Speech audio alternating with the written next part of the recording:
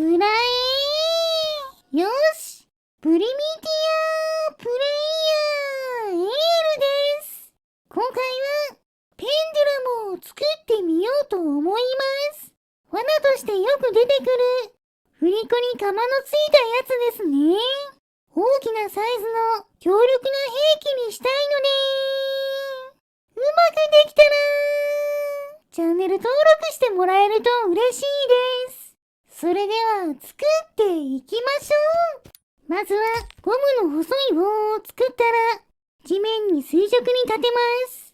シミュレーション距離がショーの時でも使えるように30メートルより短い14メートルの棒を2本つなげて28メートルにしています。それから軽量プラスチックで足場を作って棒の先端まで移動したらその先にベアリングを取り付けます。取り付けたベアリングを90度横に傾けた状態で固定しておきましょう。先に釜の部品をつけてしまうと重くて傾けられないからですね。傾けたベアリングの先には細いゴムの棒を取り付けます。地面に立てた棒より少し短い棒をつけて先端に釜をつけて振り下ろしても地面を擦らないようにします。試しに棒の固定を解除すると地面につかずに振り子運動をしてくれました。これで取り付けられる釜のサイズがだいたい分かったのでタングステンの板を組み合わせて釜の部分を作っていきましょう。だいたい釜っぽくなったのでこのくらいにしておきましょう。早速固定を解除して上から振り下ろしてみるとダメですね。わずかに長いせいで地面に引っかかりました。先端の飛び出た部分は取り外しましょう。ついでにもう少しだけ刃を追加したら大きめのゴムで刃の下の部分を支えておきます。この時別の部品を使って足場の部品とだけ接着するのがポイントです。この状態でベアリングの固定を解除するとゴムの部分が支えてくれるのでその間に設計図に登録します。あとは設計図機能で作ったものを読み出せば足場がない状態で召喚されるのでそのまま釜が振り下ろされるわけです。思った通り振り子運動をしてくれました。釜が当たる部分に軽量プラスチックを固定すると1万ダメージ以上を与えてくれます。その後も振り子運動を続けていますがだんだん速度が遅くなっていき止まってしまいました。試しに揺れている振り子の速度を測ってみると秒速 16.4 メートルくらいとそれなりの速度です。もっと高速にして威力を高くしたいのでさらに改良していきましょう。2つのロケットエンジンを向かい合わせになるようにつけたらその上にベアリングを使ったバネを取り付けます。そこから伸ばした軸に薄い軽量プラスチックを2枚重ねたものをつけることで空気抵抗を受けると進行方向にロケット噴射されるようにするわけですね。こちらに燃料とコンデンサを取り付けたらちゃんと作動するか試してみましょう。そうするとダメですね。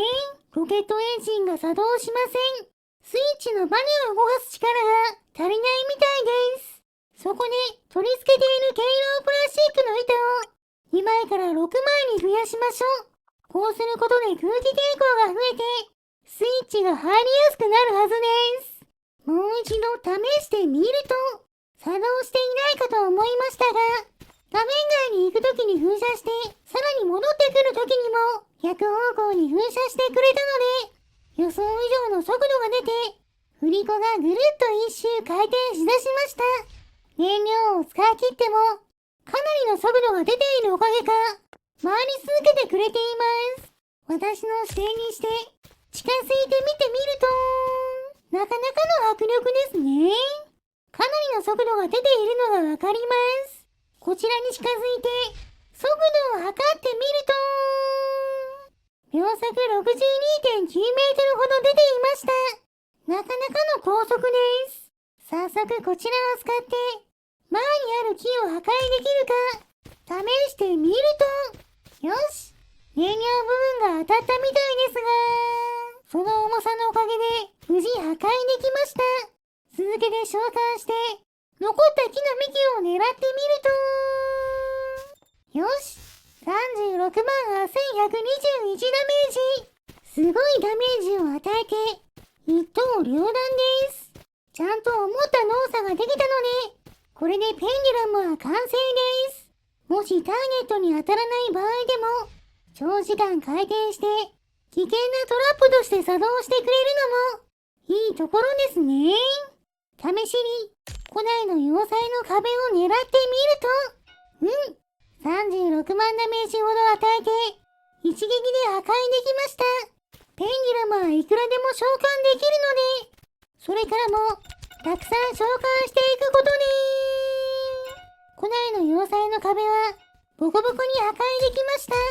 平らな地面がある程度続いていれば、召喚することができるので、古代の要塞の内部でも活躍してくれました。召喚する場所が悪いと倒れてしまいますが、なかなか強い武器になったんじゃないでしょうか。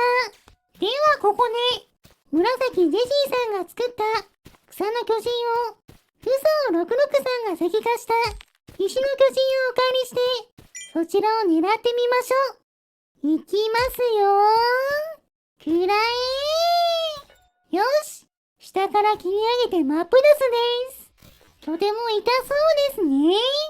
せっかくなので、草の巨人2体を前に並べてみると、なるほど。前の2体だけを倒しましたが、後ろの石の巨人には当たらないので、草の巨人を1体減らして、もう一度試してみましょう。そうすると、草の巨人に接触して棒が折れて、その勢いで飛んだ鎌が、石の巨人を粉砕してくれました。こういうパターンもあるんですね。では、いつものように、巨大な木から狙っていきます。余裕で破壊できてますね。せっかくなので、たくさんのペンデュラムを召喚して、ボコボコにしていきましょう。ペンデュラム同士が干渉して、鎌を飛ばすこともありますし、うまく鎌が飛べば、かなりの遠距離を攻撃できることも分かりました。木を破壊するのは十分楽しめたので、今度はドローン工場の壁を狙います。こちらも楽勝ですね。いろんな角度からたくさん召喚することで、壊滅させることができました。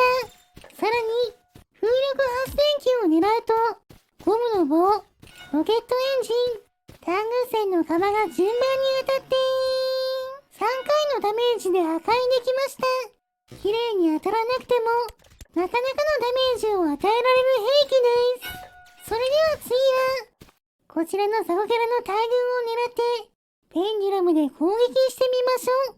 果たしてどれくらい倒すことができるんでしょうか。早速終身付近に召喚すると、たくさんなぎ倒して、燃料が爆発しました。こういうパターンもあるんですね。その後も何度か召喚して、ザコキャラをすべて破壊できました。召喚したペンデュラムが空中に円を描いているのがなかなかかっこいいです。それでは最後はイエロースライムに効くように先端に重ねたガラスの針を追加したらこちらの巨大スライムを狙って攻撃してみましょう。果たして倒すことはできるんでしょうか。いっけー。当たりどころが悪いみたいです。位置をずらしながら何度か召喚すると、やったー !11 万4087ダメージ。巨大スライムを倒しました。ちょうどいい位置に召喚したペンデュラムが、その重さとスピードで大ダメージを与えてくれました。それでは、この勝利を祝して、スライムを燃やしてしまいましょう。燃えるものを集めてきて、火をつけます。いい感じに燃えていますね。よし。スライムも美味しそうに焼けたので、食べてしまいましょう。もちろん、今回頑張ってくれた、ペンデュラムさんにも、お裾分けしてあげます。はい、どうぞ。今回の動画はここまでです。面白かったと思ったら、チャンネル登録、高評価をしていただけると嬉しいです。リクエストなど、コメントもお待ちしていますね。それでは皆さん、バイバーイ。